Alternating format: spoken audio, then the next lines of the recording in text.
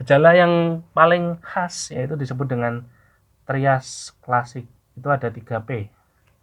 Poliuri, polidipsi, dan polifagi ya. Kemudian selain 3P ada P yang lain yaitu penurunan visus ya. Kemudian ada penurunan libido. Kemudian pruritus pada wanita ya, pruritus pada labia di kemaluan. Kemudian ada parestesi, kesemutan ya. Kemudian ada penurunan berat badan. 1, 2, 3, 4, 5. Jadi 3P plus 5P. Nah, selain 3P dan 5P ada yang lain lagi. Contohnya adalah mudah lelah dan mudah mengantuk. Kemudian luka yang sukar sembuh. Kemudian infeksi berulang yang sering terjadi dan adanya akanthosis nigricans. Akanthosis nigricans ini merupakan wujud kulit ya. Kulitnya itu menghitam dan perabaannya itu seperti bludru. Oke, kita lanjutkan ke komplikasinya. Nah, komplikasi dari diabetes ini sangat banyak. Yang pertama, kita membaginya menjadi dua, yaitu ada makroangiopati dan mikroangiopati. Untuk yang makro, itu contohnya adalah penyakit jantung koroner, kemudian kaki diabetes, kemudian stroke ya, CVD, cerebrovascular, kemudian ada tambahan lagi PAD, peripheral arterial disease ya. Nah, PAD ini bisa dicek dengan ankle brachial pressure index. Ya, di tensi ini cara pemeriksaannya ya, dipelajari di skill lab. Nah, kemudian untuk mikroangiopatinya ada nefropati, ada neuropati, kemudian ada retinopati ya. Nah, kemudian untuk kaki DM ini ada skornya yang disebut dengan PDIS. Nah, skor ini dilihat dari singkatannya ya, PDIS perfusion, kemudian extend, kemudian depth, kemudian infection, dan sensation. Oke, kita lanjutkan. Nah, di sini menarik etiologi dari diabetes mellitus yang sebetulnya sangat kompleks, tapi ada hal yang umum yang paling sering terjadi. Kan tadi sudah dibahas ya, ada resistensi insulin dan defisiensi insulin relatif. Nah, defisiensi insulin relatif itu penyebabnya adalah apoptosis sel beta. Nah, apoptosis sel beta resistensi insulin ini penyebabnya kita lihat di sini.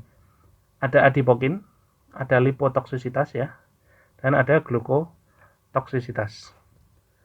Adipokin sendiri ini yang dimaksud dengan adipokin yang akan kita bahas adalah TNF alfa. TNF alfa ini cukup tinggi pada orang-orang yang obes ya, yang mengalami overweight atau obes. Nah, padahal TNF alfa sebagai adipokin itu memiliki pengaruh inhibisi pada proses fosforilasi IRS. Nah, kalau tidak terjadi fosforilasi IRS, akhirnya terjadi gangguan pada proses transduksi sinyal, sehingga insulinnya itu nggak bisa ngirim sinyal ke sel, memberitahu sel bahwa ini ada gula mau masuk, gitu, mau masuk ke sel. Akhirnya nggak terjadi pengiriman sinyal. Ibaratnya kita telepon ya, saya telepon ke nomor kamu, tapi jaringannya itu lagi trouble. Misalnya ada menara teleponnya yang lagi ambruk gitu ya, sinyalnya jadi jelek, saya nggak bisa tuh nelpon kamu ya, seperti itu. Atau kamu lagi di hutan atau apalah gitu, sehingga sinyal nggak bisa diterima gitu ya, sehingga terjadilah resistensi insulin, jadi resisten. Selanjutnya kita lanjut ke lipotoksisitas. Nah, lipotoksisitas ini itu berhubungan dengan dua hal juga, berhubungan dengan resistensi insulin dan berhubungan dengan apoptosis sel beta. Oke. Nah, fungsi insulin itu kan salah satunya selain menurunkan kadar gula darah, yang lain kan fungsinya adalah untuk mencegah, menghambat lipolisis. Nah, di sini ini kayak lingkaran setan sebenarnya. Kalau si sel lemak itu udah resisten sama insulin, Akhirnya dia kan nggak bisa menerima sinyal insulin tuh. Akhirnya tidak ada yang menghambat untuk dia lipolisis. Akhirnya si sel-sel lemah itu pada lisis semua. Akhirnya terjadi peningkatan asam lemak bebas atau free fatty acid di dalam darah tentunya ya. Nah, free fatty acid ini merangsang gluconeogenesis. FFA yang tinggi di darah ini ya. Gluconeogenesis. Jelas ya? Kayak lingkaran setan kan? Jadi malah gulanya dibikin lebih banyak lagi dong. Kan gluconeogenesis ya. Nah, FFA yang terlalu tinggi di dalam plasma, di dalam darah, ternyata juga menyebabkan resistensi insulin lagi. Jadi kayak lingkaran setan nih, makin tadi udah resisten akibat adipokin, TNF alfa, sekarang ditambah resisten lagi karena si free fatty acid atau asam lemak bebas. Nah, asam lemak bebas selain menyebabkan resistensi insulin, tadi saya bilang menyebabkan apoptosis sel beta juga. Kok bisa? Karena pada orang-orang obes itu dia lemak FFA-nya itu ya, itu terakumulasi di dalam sel-sel beta pankreas sehingga kan memicu terjadi aktivasi dari protein kinase C. Nah, atau PKC ya. PKC ini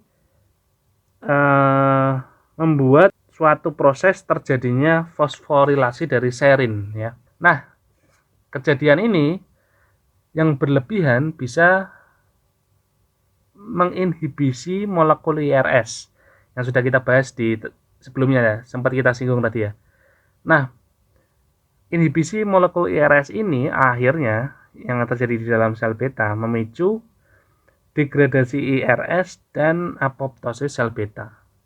Akhirnya sel betanya mate, udah mate berarti insulinnya semakin sedikit, berarti defisiensi insulin, tapi relatif ya, karena beda dengan DM tipe 1. Kalau ini kan selnya yang mati perlahan-lahan dikit-dikit lah, jadi relatif. Nah, yang terakhir adalah glukotoksisitas. Ini udah ngeri banget ya, kayak lingkaran setan nih. Glukotoksisitas ya akibat dari gula darah yang terlalu tinggi di darah yang terus menerus, akhirnya toksik gulanya itu. Akhirnya apa? Akhirnya menyebabkan sel betanya yang mati makin banyak. Ngeri kan? Itulah lingkaran setan di mana awal mulanya itu biasanya dari obesitas, dari overweight, dari obesitas, lama kelamaan usianya udah makin nambah, udah satu tuh selnya mati, 1 mati, 2 mati, 3 mati, 4. Wah, udah kacau balau. Akhirnya baru tuh usia 45 tahun ke atas baru kerasa, baru manifestasinya muncul, baru ketahuan DM ya, seperti itu ya. Kita lanjut. Nah, untuk fisiologinya sendiri ya, kalau kita ingin membahas patofisiologi, kita harus membahas fisiologinya terlebih dahulu. Nah, kita lihat di sini insulin itu sebetulnya dia tersusun dari beberapa asam amino, jumlahnya ada 51 asam amino ya. 21 di rantai B ya. Kemudian 30 di rantai A. Sedangkan untuk yang merah ini, itu C-peptid ini hormon yang inaktif ya, atau fragmen yang tidak aktif, sehingga ini nanti dilakukan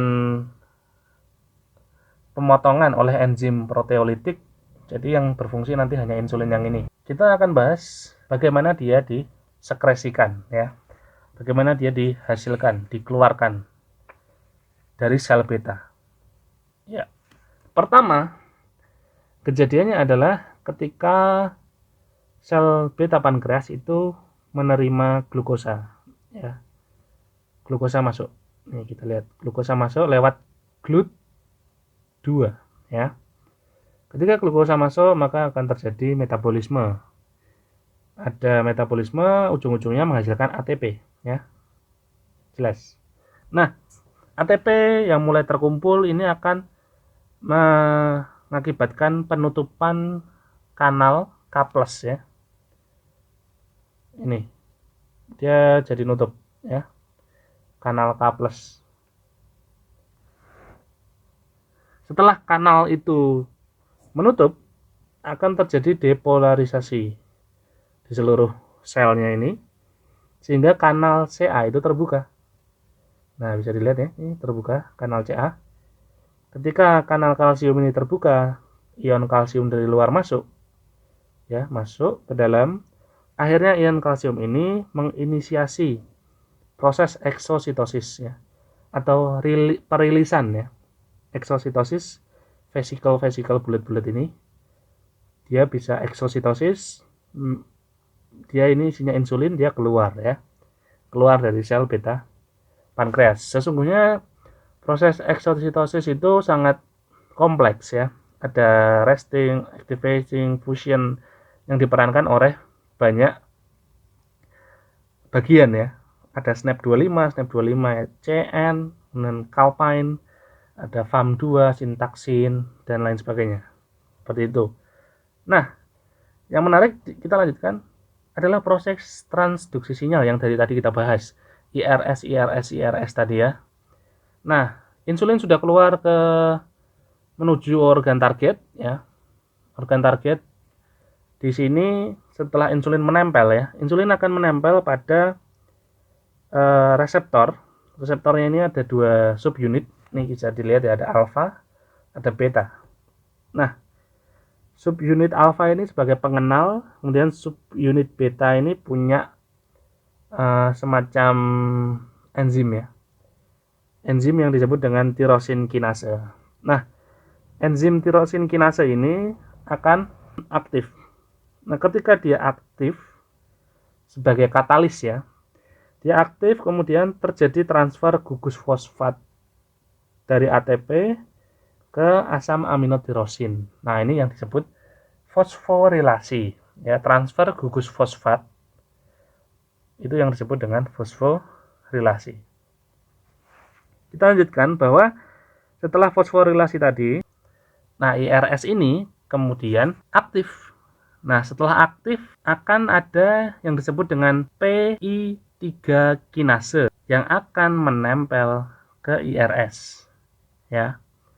Nah, PI3 kinase ini akan terjadi fosforilasi di situ menjadi PIP2. Ya, setelah terjadi fosforilasi berubah menjadi PIP2. Nah, PIP2 ini akan berubah menjadi PIP3.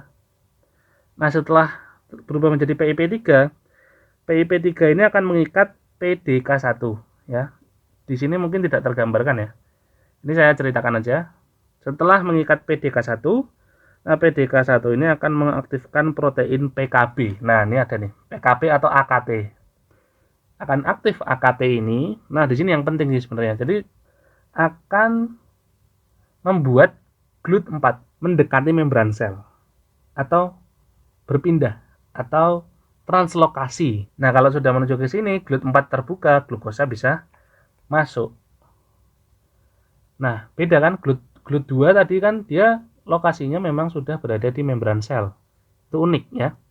GLUT2, GLUT2 itu lokasinya sudah menetap di membran sel. Sedangkan GLUT4 itu dia ada di sitoplasma.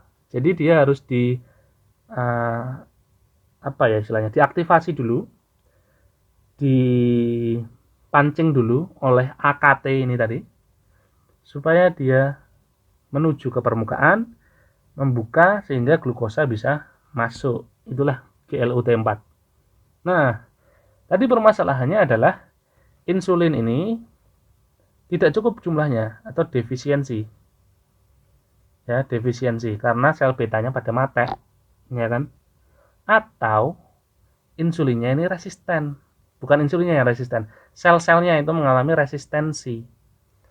Ya, resistensi akhirnya dia insulinnya mau nempel ke sini, akhirnya apa? Akhirnya nggak ada sinyal yang ke sini. Ini si reseptornya ini nggak peka istilahnya, ya, nggak sensitif. Jadi nggak terjadi ini transduksi sinyal yang sepanjang ini nggak terjadi. Otomatis gula nggak bisa masuk. Nah, makanya ada obat yang 2 macam itu, ya. Sebenarnya obatnya banyak, tapi yang sering dipakai itu 2 macam. Ada yang sensitizing, ya. Jadi supaya ini tuh lebih sensitif si reseptornya itu, ya. Atau yang kedua adalah stimulating secretory, supaya si sel beta itu mensekresi lebih banyak, ya. Nah, bagaimana kalau misalnya hanya di sensitizing aja? Ya bisa aja, kita nanti ada tahapannya. Ada tahapan pemberian OHO dan sebagainya itu, ya. Kita lanjut. Nah, di sini adalah patofisiologinya. Patofisiologi tentunya berkaitan dengan tadi yang sudah saya jelaskan ya, tapi di sini lebih ringkas aja, mappingnya seperti ini. Kenaikan gula darah itu bisa disebabkan karena penurunan sekresi insulin atau uptake glukosa yang rendah. Jadi glukosanya itu nggak bisa masuk ke dalam sel, ya. Selnya itu nggak bisa masukin gula, uptake-nya rendah. Atau intake-nya terlalu banyak tuh, atau hepatic glucose production-nya yang tinggi. Tapi biasanya itu faktornya itu ini ya, itu 2, 3. Ada 3 itu. Oke, kita lanjutkan. Nah, untuk menegakkan diagnosis, tentu kita mulai dari anamnesis dulu ya. Anamnesis klasik, biasa ada trias klasik, ada poliuri, polidipsi, polifagi. Terus ditambah ada penurunan berat badan yang tidak jelas penyebabnya. Kemudian gejala umumnya orang bisa mengeluhkan gatal, kesemutan, pandangan kabur, atau dia nggak ada masalah seksual ya, hasratnya menurun, kemudian ada luka yang nggak sembuh-sembuh, atau dia mudah lelah, mudah capek, sering haus, keputihan, kemudian gatal ya, pruritus di labia. Nah, untuk kondisi-kondisi akut itu bisa ada simptom KAD dan SSH. Ini akan dibahas ya di video yang selanjutnya, ini kan kompetensinya 3B ya. Kemudian untuk hipoglikemi juga 3B. Ini ada keluhannya mungkin bisa gemetar, keringat dingin, mudah lelah, mudah mengantuk, sakit kepala, pusing, bingung, disorientasi. Ya kayak kamu nggak makan berminggu-minggu lah. Nggak minum, nggak makan berminggu-minggu ya. Hipoglikemi. Oke, pemeriksaan fisik bisa ditemukan ya. Yang pertama bisa ditemukan dengan fundoskopi, ada retinopati, ada katarak. Ya dilihat dari inspeksi langsung itu ada katarak. Kemudian untuk kulit turgornya jelek bisa jadi. Kemudian ada akanthosis nigricans ya, itu yang biasanya di awal-awal muncul. Kemudian ada necrobiosis diabeticorum, kalian bisa cari gambarnya di internet ya. Ada diabetic dermopati, ada bullosis diabeticorum, dry skin, pruritus vulva ya, sama balanitis untuk laki-laki. Kemudian untuk ekstremitas bisa ada dari pemeriksaan fisik ya, kita perintahkan orangnya untuk melakukan perintah kita, bisa ditemukan ada diabetik serioartropati, kemudian bisa diinspeksi ada ulkus mungkin, kemudian ada pelemahan pulsasi nadi pada kaki ya. Dan untuk sensoriknya mungkin ada kebas-kebas atau rasa tebal ya, kita lakukan pemeriksaan ekstroseptif. Selanjutnya, nah pemeriksaan penunjang ini yang penting ya, kalian harus melihat terlebih dahulu GDP atau GDS-nya. Kita mulai dari yang GDP dulu ya. Nah, pemeriksaan penunjang di sini kita mulai dari yang dia mempunyai keluhan klinis. Ya, keluhan klinis diabetes yang klasik-klasik gitu ya. Kita lihat dulu GDP-nya. Kalau GDP-nya lebih dari sama dengan 126 ya. Itu dia diabetes mellitus tipe 2. Ya. Kalau GDP-nya kurang dari 126 ya, kita harus ulang. Karena apa? Nggak yakin kita. Soalnya dia punya keluhan klinis yang mengarah ke situ. Makanya kita ulang. Ternyata setelah diulang kok lebih dari 126. Lebih dari sama dengan 126 berarti dia diabetes. Tapi kalau kurang dari 126, kita masih perlu ngetes lagi. Nggak yakin kita. Maka dilakukan tes toleransi glukosa oral. Ya, gula darah 2 jam. Nah, setelah di TTGO ya, setelah di TTGO ternyata dia di angka lebih dari 200, lebih dari sama dengan 200. Jadi dia DM. Tapi setelah di TTGO dia kok 140 sampai 199 ya. Berarti dia TGT ya. Dia TGT. Toleransi glukosa terganggu ya. Nah, kemudian kalau ternyata dia itu kurang dari 140, dia disebut dengan GDPT, glukosa darah puasa terganggu ya. Glukosa darah puasa terganggu. Seperti itu ya. Kita lihat satu baris. Nah, kalau GDS-nya ternyata lebih dari 200 sama lebih dari sama dengan 200 itu langsung DM. Tapi kalau kurang dari 200 harus cek ulang lagi. Kalau masih kurang dari 200 lagi, dia punya keluhan klasik kok, punya keluhan DM kok ini saya masih perlu cek lagi. Kayaknya kan kita curiga kan. Harus cek lagi TTGO lagi. Nah, GDS di sini setelah kamu TTGO ya, ternyata kok 140 199 berarti dia TGT ya. Seperti itu. Tapi kalau di TTGO ternyata kok lebih dari sama dengan 200 berarti dia DM. Tapi, nah ini penting. Tapi kalau setelah TTGO ya, yang GDS ini setelah TTGO, nah kok normal, kok kurang dari 140, nah berarti dia normal. Gitu. Bacanya gitu ya. Nah, di sini sama yang keluhan klasiknya misalnya nggak ada. Dia nggak ada keluhan klasik dan sebagainya gitu kan. Dia nggak punya keluhan klasik. Terus kok ini kamu lihat dia 100 sampai 125 GDP-nya, itu kamu perlu TTGO ya. Nah, setelah TTGO dia kok 140 199 ya, dia TGT. Terus kok setelah TTGO kok dia kurang dari 140, dia maksudnya GDPT ya. Kalau GDP ini ya, dia maksudnya GDPT gitu. Tapi kalau lebih dari sama dengan 200 langsung aja DM ya. Nah, kalau kurang dari 100, kurang dari 140, nggak ada keluhan klasik, ya normal ya. Seperti itu. Nah, kalau si yang ini sebenarnya harusnya ada panah lagi. Ini ke sini ya. Nah,